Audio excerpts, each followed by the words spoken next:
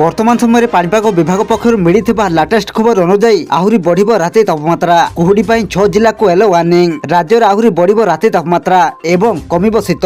আসন্তা 2 দিনের 2 ରୁ 3 ডিগ্রি তাপমাত্রা আহুরি বড়িব। ফেব্রুয়ারি 1 তারিখ যাই রাজ্যের অনেক স্থাନରେ কুহুড়ি রহিবা সহ কাকর পড়িব। আজ 6 জিল্লার ঘন কুহুড়ি পাই এলো ওয়ার্নিং জারি করা যাইছে। ভুবনেশ্বরের রাতের তাপমাত্রা আসন্তা 24 ঘণ্টার 17 ডিগ্রি রহিব এপরি আকলন করছি পাণিপাগ বিভাগ। তেবে আসন্তু আজির পাণিপাগর বিস্তৃত খবর উপরে নজর পকাইবা, কিন্তু তা পূর্বরু ভিডিওକୁ গোটে লাইক করন্তু এবং ভিডিওটিକୁ ଆପଣମାନଙ୍କ ସାଙ୍ଗସାଥି ମାନଙ୍କୁ ଅଧିକରୁ ଅଧିକ ମାତ୍ରାରେ ସେୟାର କରନ୍ତୁ।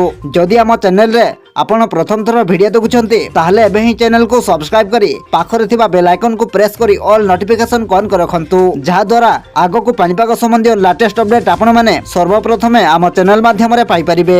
ସୂଚନା ଅନୁଯାୟୀ ଶୁକ୍ରବାର ଅର୍ଥାତ୍ ଆଜି ଜଗତସିଂହପୁର, ପୁରୀ, କେନ୍ଦ୍ରାପଡ଼ା, ଭଦ୍ରକ, କଟକ, ନୟାଗଡ଼, ଝାରସୁଗୁଡ଼ା, କଳାହାଣ୍ଡି, କନ୍ଧମାଳ, ସୁନ୍ଦରଗଡ଼ ଓ ଖୋର୍ଦ୍ଧା ଜିଲ୍ଲାରେ ଗୋଟିଏ କିମ୍ବା ଦୁଇଟି ସ୍ଥାନରେ କୁହୁଡ଼ି ଦେଖିବାକୁ ମିଳିବ। ଏଥିସହ ପାଣିପାଗ ବିଭାଗ ଜଗତସିଂହପୁର, ପୁରୀ, କେନ୍ଦ୍ରାପଡ଼ା, ଭଦ୍ରକ, କଟକ ଓ ଖୋର୍ଦ୍ଧା ଜିଲ୍ଲାକୁ ଘନ କୁହୁଡ଼ି ପାଇଁ ୟେଲୋ ୱାର୍ନିଂ ଜାରି କରିଛି। ଶୁକ୍ରବାର ଅର୍ଥାତ୍ ଆଜି କେନ୍ଦ୍ରାପଡ଼ା, ଜଗତସିଂହପୁର, ପୁରୀ, ଖୋର୍ଦ୍ଧା, ନୟାଗଡ଼, ଝାରସୁଗୁଡ଼ା, ସୁନ୍ଦରଗଡ଼, କଳାହାଣ୍ଡି, ଗଞ୍ଜାମ, ଗଜପତି ଓ କଟକର କିଛି କିଛି ସ୍ଥାନରେ କୁହୁଡ଼ି ଦେଖିବାକୁ ମିଳିବ। ସେହିପରି ଶନିବାର ଅର୍ଥାତ୍ ଆସନ୍ତାକାଲି ଭଦ୍ରକ, କେନ୍ଦ୍ରାପଡ଼ା, ପୁରୀ, କଟକ, ଖୋର୍ଦ୍ଧା, ନୟାଗଡ଼, ଗଞ୍ଜାମ, ଗଜପତି, ରାୟଗଡ଼ା, ସୁନ୍ଦରଗଡ଼, କଳାହାଣ୍ଡି, କନ୍ଧମାଳ ଓ ଜଗତସିଂହପୁରରେ କୁହୁଡ଼ି ହେବ।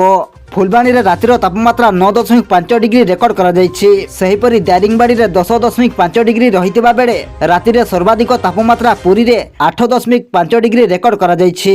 ସେହିପରି ଦିନରେ ସର୍ବାଧିକ ତାପମାତ୍ରା 31.8 ଡିଗ୍ରୀ ଢେଙ୍କାନାଳରେ ରେକର୍ଡ କରାଯାଇଛି। ଝାରସୁଗୁଡ଼ାରେ 31.6 ଡିଗ୍ରୀ, ସମ୍ବଲପୁରରେ 31.5 ଡିଗ୍ରୀ, ପାରଳାଖେମୁଣ୍ଡିରେ 31.4 ଡିଗ୍ରୀ, ଟିଟିଲାଗଡ଼ରେ 31.3 ଡିଗ୍ରୀ, ଭୁବନେଶ୍ୱରରେ 31.2 ଡିଗ୍ରୀ ଓ ଭବାନୀପାଟଣାରେ 31 ଡିଗ୍ରୀ ତାପମାତ୍ରା ରେକର୍ଡ କରାଯାଇଛି।